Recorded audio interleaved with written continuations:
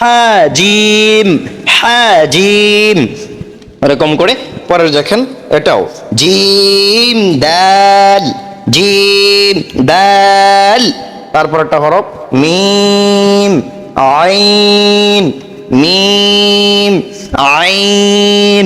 তারপরে আইন সাদ, আইন সাদ। আসসালামু আলাইকুম ওয়া রাহমাতুল্লাহি ওয়া বারাকাতুহু। সম্মানিত দর্শক শ্রোতা, গত পর্বে আপনারা শিখেছিলেন এলোমেলো হরফগুলো থেকে আপনারা আরবি 29 হরফগুলো খুব সুন্দর করে শিখেছিলেন। তো এই পর্বে আপনারা শিখবেন প্রত্যেকটা হরফ এক একটা হরফ আরেকটা হরফের সাথে কিভাবে একত্রিত হবে, একত্রিত হইলে পরে কিভাবে আপনার পড়া যাবে বা পড়া লাগবে, এইগুলো জিনিস আপনারা এখানে শিখতে পারবেন ইনশাল্লাহ। তো আপনারা অবশ্যই ভিডিওটা শেষ পর্যন্ত দেখবেন।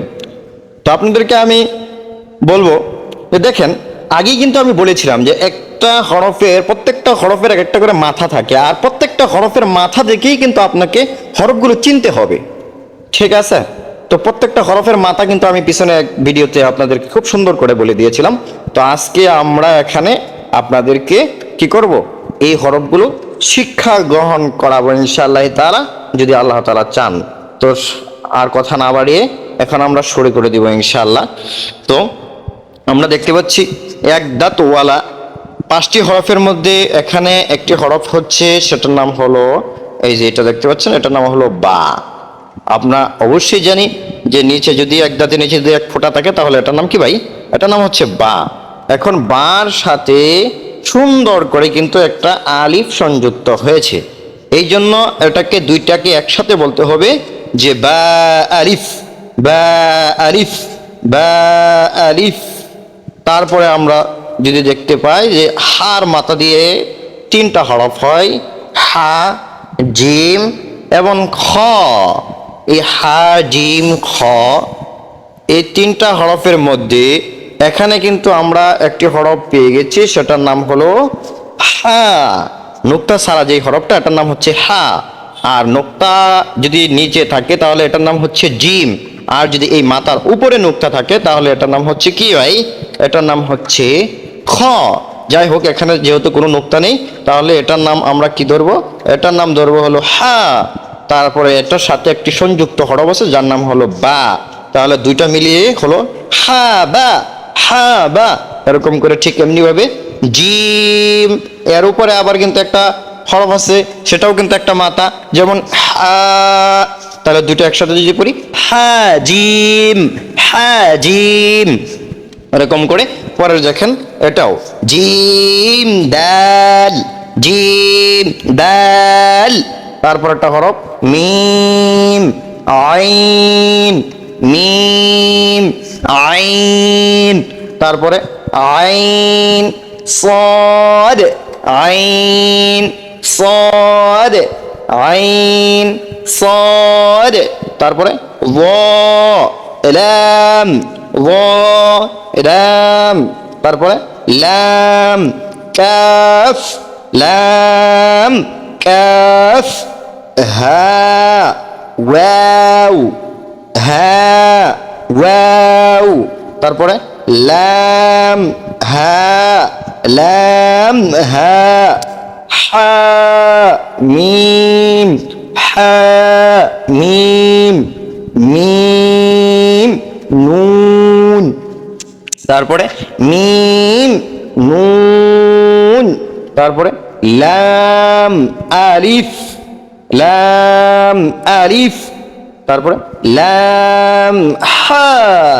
তারপরে হা ইয়া, হা ইয়া।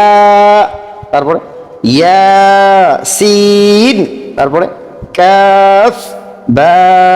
তারপরে উফ ওয়াও। আমার সাথে সাথে আপনারা বলতে পারেন উফ ওয়াও, ওয়াও ওয়াও, ওয়াও উফ ওয়াও।